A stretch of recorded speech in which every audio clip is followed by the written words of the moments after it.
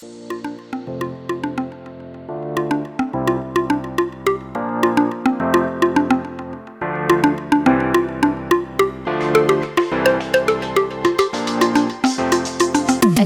a balanced lifestyle doesn't have to be a dream, and wellness doesn't have to be an activity you save for downtime. Instead, elevate your personal and professional life with the tips, tools, and insights to holistically support healthier habits. Join me, Dr. Callie Davis, in the Mind-Body Connection for enlightening conversations, inquisitive panel discussions, and illuminating stories from experts in the medical and healing communities who are leading the movement toward a holistic approach to health. Hey everybody, we are joining together in an ongoing conversation that's really important to me and my mission. And it's all about answering the question, what the health is going on? We have some really serious problems in our healthcare system today. I serve patients every day who have spent many resources, their money and their time, on trying to find a diagnosis and treatment plan that could help them. And what I find, by and large, is a person who has not been listened to, who has not been seen as an individual, who has not been given the space and the time to really be considered as a unique case. And what we end up with a lot of times in our practice at Hands on Health is like these unsolved problems that are really complex and are not given enough time or care in the current healthcare system that we have. Now, there's many, many layers to this, right? So I want to be able to spend some time with you unpacking what are the causes behind this fiasco, this disaster that our current healthcare system has become. What made it happen? And then I also want to go through some solutions, some things that I see that can really take us to the next level in healthcare, bringing the care back into healthcare and ensuring that individuals get their needs met. And at the end of the day, that means that we are able to reclaim our health, that we're able to recover our function and our well-being. It doesn't mean that we're shuffled through this system point by point, spending our time and money and our valuable resources in order for the system to profit and to grow stronger and for us to be more disempowered as individuals. So let's go back a couple of decades. I began PT school in 2002 at LSU Health Sciences Center in New Orleans. I was 21. And I knew that I wanted to be a physical therapist. And I knew that in my heart, in my core, I wanted to help people. So I thought physical therapy was going to be a pretty good job. I knew I would be able to work individually with people who were recovering from injuries or healing or having pain. And so I embarked on this 2.5-year period of graduate school. I learned a lot.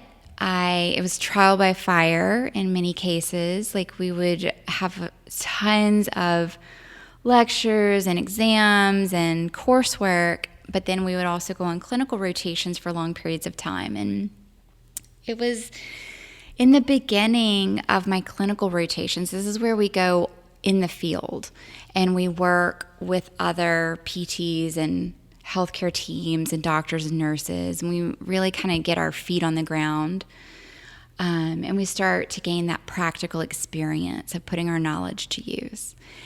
And the patterns that I began to observe very early on as a student of physical therapy were pretty negative. There were a lot of really dire situations that I witnessed in healthcare where I knew as a student that the patient's needs were not being put first. But instead, the needs of the healthcare organization, the system, or the profit was being put first. It was money-based decision-making. And I could see this from settings within the ICU, in the hospital, in acute care, in inpatient rehab. There were many cases, even as a beginner, that I would start to synthesize information about this patient and think, they don't need to go home yet. They're getting discharged too early. They're unsafe. They're a fall risk. The PT on the team would have to advocate for the patient to stay like one more night or 2 more nights in the hospital so that they could go home with more strength functionally at a more independent level so that they wouldn't fall and hurt themselves and land right back into the hospital again quickly.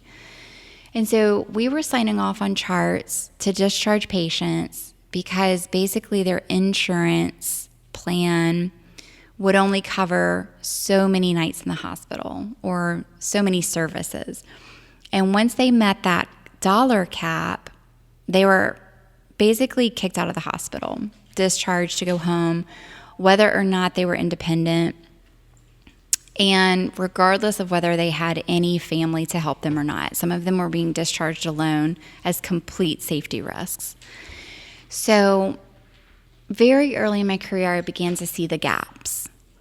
And it started to really not make any sense because here I am signing up for this very altruistic field of medical professionals in order to help people to improve their well-being. And what I was met with in reality is a system that doesn't serve the individual at all. It actually just overlooks the individual's needs in order to profit in the mainstream. And I had big issues with that from the beginning, but the older, more advanced, more experienced PTs in the system, it was kind of a culture of just look the other way, just do the work, just kind of be the cog in the machine, keep the job has good benefits, good pay, there's stability there, be a part of the system. If you wanted to speak out and not be a part of the system, then you didn't really belong there. There wasn't a place for you to advocate for patients' needs. And so I grew weary of that very quickly. But at the same time, I really enjoyed the hospital setting for a different reason, and that was because I was able to work hand in hand with teams. I had teams of physicians and nurses and wound care providers and people who were really experts at their skill level for taking care of patients.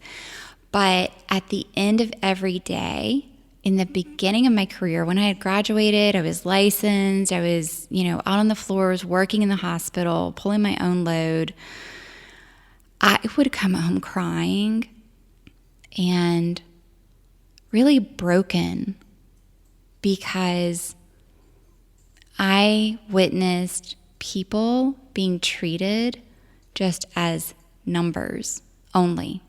They were not valued as people. The decisions about their health care were being made by administrators who were looking at numbers. And they, the patients, really had no say-so in their own decision-making and their outcomes because they were reliant on their insurance companies to pay for their care. So they really didn't have a voice. I probably came home some nights crying just because I was really burnt out too. I had 15 patients a day to see, sometimes 20 patients a day. It varied. A low number for me in the hospital was probably around 13 a day. A high number would have been like 21, 22. And I would just come home dead tired. And above all, I knew that I had not really been able to help one person on my caseload because I had to be in and out of their room within like 15 minutes, maybe 20 minutes max, maybe 25 if they were in an ICU setting. And so it was very disenchanting because I put myself through a lot of hard work and education and training in order to come out into the system that actually was not providing healthcare for patients. So I made a career change to outpatient therapy, totally different setting. I was able to see 2 patients at a time. That meant like 2 patients an hour. So I got a little bit more hands-on time with them. And I began pursuing a lot more manual therapy skills, hands-on training, being able to manipulate soft tissues and joints and really work with them as a manual physical therapist. And my next challenge came up in that setting that I wanted to really just get my hands on my patients. I wanted to hear what their problems were. I wanted to spend the time with them, talking, listening, really figuring out with curiosity what their issues were and what their root problems were. And that took a lot of time. It took much more time than 30 minutes even. I would say over the years in my outpatient experience, I began to grow and learn a lot more as a PT because I was spending more minutes with my patients. So it really drove me to that higher level. I started to see better outcomes. I started to be able to enjoy and appreciate that connection with a person who needed my help and who I was able to deliver quality care to because I had some more time and it wasn't as much of a high quantity, low quality situation as acute care had been for me. And so I kept pursuing that path, but I still saw the gap. Many times, let's take the example of like a Medicare patient. Medicare patients have a certain cap of dollars to spend per year on their health care. They pay a premium every month, like an insurance premium. And then Medicare allots them a certain amount that they can expend in the healthcare system. So in the physical therapy world, this looks like this. Patient comes in, they had a hip replacement 6 weeks ago in the hospital. They're coming into outpatient therapy now. They're walking with a walker or a cane. They're getting around kind of independently. But they really need to work on strengthening, flexibility, balance, things like that, so they can restore their function fully. So Medicare says, okay, so you pay for Medicare insurance, and you're going to get about 12, maybe 15 visits for your problem. And those 12 to 15 visits with a PT end up looking like maybe 20 to 30 minutes with the therapist, if at all, maybe 20 to 30 minutes with a PT assistant or a PT technician. And let me tell you, PT technicians, while there are some wonderful techs out there, they do not require an educational degree. They do not require a vocational background or a license or anything. They're trained on the job. So they're kind of like they're going to do what they're directed to do. So you're paying this premium, you're coming into an outpatient physical therapy center, you're expecting to get better, and you may be seeing just about all of your minutes by a PT technician who's basically watching you do exercises. So it looks really like low quality. What are you receiving on the other end of that? You're going in and you're receiving very low skilled care. and you're coming out and you're wasting about 3 or 4 weeks of your time going to therapy 2 to 3 times a week for an hour to be able to sit on a bike for 10 minutes, walk on a treadmill for 10 minutes, do some stretches supervised by a tech, and maybe get some joint manipulation or massage from a PT, if you're lucky in a setting that allows the PT's hands-on time. Okay, so at the end of the 12 to 15 visits, your Medicare dollars are out for the year. Like, you can't tap back into that. That's an annual limit. And so what do you have? Well, maybe you're a little bit stronger. Maybe your scar tissue is healed a little bit more. You might still have some pain. You may still not be able to do the things you did before the hip surgery, like play with your grandkids or get up and down from the floor, take a bath independently. You might still be a fall risk. You may not be able to drive without pain. And you've spent all this time and money already paying into Medicare before all this happened, and then using your Medicare benefits in order to get very little from the time that you're spending. I'm trying to paint the picture for what it's like for so many Americans who deserve better and who we can do better for. We just need to start changing the way we see things. We need to start changing the way we deliver healthcare. So what the health is going on? We're going to continue the conversation. We have guests to join us to be able to weigh in on this conversation. Why is our healthcare system such a failure? What can we do to improve it? We are going to talk about our bodies, our lives, ourselves, our quality of living, and why our healthcare system is not working for us. Thanks for listening, and I want you to ask yourself, what the health is going on?